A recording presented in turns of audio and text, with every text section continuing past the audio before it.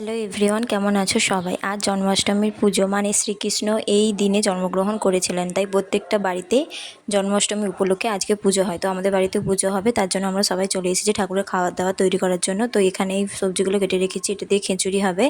আর এখানে তাল পাখি আছে, তো তালের বড়া হবে, লুচি, সুজি, ক্ষীর, ছানা, পায়েস, চাল নাড়ু, তিল নাড়ু, নারকেল নাড়ু, গুড়ের নাড়ু, আর এখানে ভাজা ভুজি। তো এইগুলো আছে, তো এইগুলো এখন আমরা করছি সবাই মিলে। সন্ধেবেলা জন্মাষ্টমীর পুজো হবে। তো এইখানে তিলটা ভাজছি, আর সেই দিকে গুড়টা বসিয়ে দিয়েছি। এখানে তিলের নাড়ু হবে। আর এইখানে আমার মা গুলগুলি করার জন্য তাল পাখির সাথে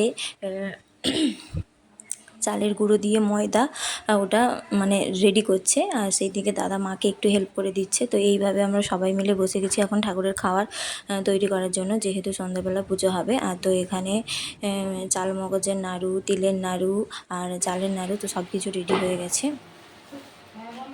আর এখানে খইটাও রেডি করা হয়ে গেছে। তো তারপরে গুলগুলিগুলো